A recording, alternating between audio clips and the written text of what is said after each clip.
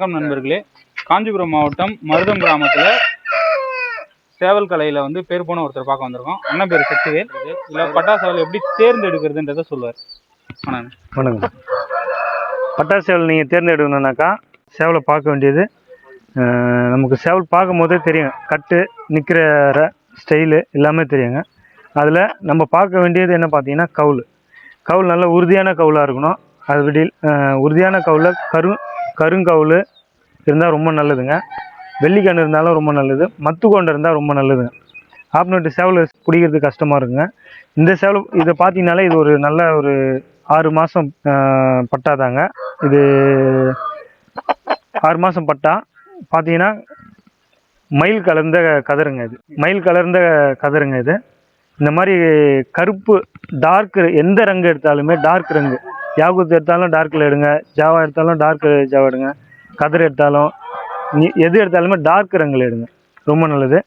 பட்டி பார்த்தீங்கன்னாக்கா நல்லா ஈசப்பட்டியோ இல்லை டபுள் பட்டியில கூட எடுங்க.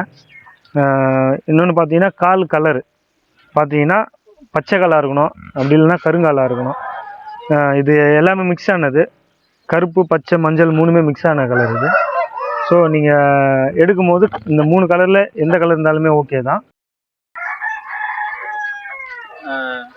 இப்போ சேவல் புதுசாக வளர்க்கணும்னு ஆசைப்படுறவங்களுக்கு நீங்கள் சேவல் கொடுப்பீங்களாண்ணா? பார்த்தீங்கன்னா நாங்கள் ஃபஸ்ட்டு வந்து நண்பர்கள் அப்புறம் வந்து தெரிஞ்சவங்களுக்கு மட்டும்தான் சேவல் போட்டுட்டு இருந்தோம். வெளியே சேவல் கொடுக்காமல் இருந்தோம். இப்போ நிறைய விருப்பம் உள்ளவங்க நிறைய பேர் கேட்டுட்ருக்காங்க. அதனால் நமக்கு விருப்பம் உள்ளவங்களுக்கு வந்து சேவல் நல்லா டப்பிங்கி பார்த்து நல்லா ரெடியான பட்டாங்களை தான் நம்ம அதுக்கேற்ற என்ன ஸ்பெஷலோ அதுக்கேற்ற ரேட்டுக்கு ஏற்ற மாதிரி நாங்கள் சேவல் கொடுத்துட்ருக்கோம். சேவல் எதுக்கு நாங்கள் வெளியே நிறைய பேருக்கு இப்போலாம் வெளியே கொடுத்துட்ருக்கோம் அப்படின்னாக்கா, இந்த சேவலை வளர்க்குறது நம்மளுக்கு எவ்வளோ விருப்பம் எவ்வளோ இன்ட்ரெஸ்ட்ன்றது வந்து இதை வளர்க்கும் போதோ இதை தொட்டு துடைக்கும் போதோ இதை டெய்லி எழுந்து இதுக்கு தீனி வைக்கும் போது மட்டும்தான் நம்மளுக்கு அதோட உணர்வும் நம்மளால் உணர முடியும், புரிஞ்சிக்க முடியும். இது எல்லாருக்குமே வரணும், எல்லாருக்குமே சேவல் வளர்க்கணும். ஆதி காலத்தில் சேவல் வளர்த்துட்டு இருந்தாங்க. நிறைய எல்லார் வீட்லையுமே சேவல் இல்லாத வீடே இல்லாமல் இருந்ததுங்க. இப்போ எல்லாருக்குமே அந்த உணர்வு வரணும், இன்ட்ரெஸ்ட் வரணுன்றதுக்காக நாங்கள் சேவல் வெளியே கொடுத்துட்ருக்கோம். உண்மையாக பார்த்தீங்கன்னா இந்த வாயிலா சேவல்களை நம்ம வளர்க்கும் போது தான் அதோடைய உணர்வு சரி, அதுக்கு என்ன தேவை, மதியத்தில் காலையில் என்ன தேவை, மதியம் நைட்டு இந்த மாதிரி இதை பார்த்து நம்ம இது மேலே காட்டுற அன்புனால தான் வீட்லையுமே நம்ம போனாக்கா வீட்டில் எல்லாருக்கிட்டுமே அன்பாகவும் இருக்கிறோம், பாசமாகவும் இருக்கிறோம். இதை வளர்க்கும் போதே நம்மளுக்கு தனிப்பட்ட ஒரு பாசம் வருங்க. சேவல் வளர்க்கும் போது வீட்லையுமே நீங்கள் அந்த ஒரு சேஞ்சஸ் பார்க்கலாம். வீட்டில் இருக்கவங்களுக்குமே அது தனிப்பட்ட ஒரு பாசத்தை கொண்டு வராங்க. அவங்களுமே வீட்டுக்குள்ளே பாசமாக இருக்க எல்லாருக்குமே ஹெல்ப்ஃபுல்லாக இருக்குங்க. கண்டிப்பாக எல்லாருமே சேவல் வளருங்க.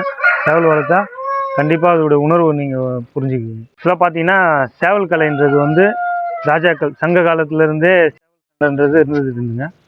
கொஞ்ச காலமாக என்ன பண்ணிட்டாங்க, அதை பர்ன் பண்ணணும்னு சொல்லி நிறைய பேர் பண்ணிகிட்ருக்காங்க. ஆனால் இது கண்டிப்பாக நம்ம தொடர்ந்து கொண்டுட்டு போகணும். சேவல் கலைன்றது வந்து உண்மையாகவே ஒரு மிருக ஜீவன் மேலே நீங்கள் பாசம் காட்டுறது, சேவலுடைய உணர்வுகளை நம்ம புரிஞ்சுக்கிறோம். இதோடைய உணர்வு நம்ம புரியும் போது தான் மிருக ஜீவன் மேலே நம்ம பாசம் காட்டும் போது தான் வீட்டுக்குள்ளே இருக்கவங்க மேலேயே நம்ம பாசம் காட்ட முடியும். இதை தொடர்ந்து எல்லாருமே சேவல் வலையில் அதிக ஆர்வம் காட்டணும். அதான் எங்களுடைய உணர்வுமே சரி.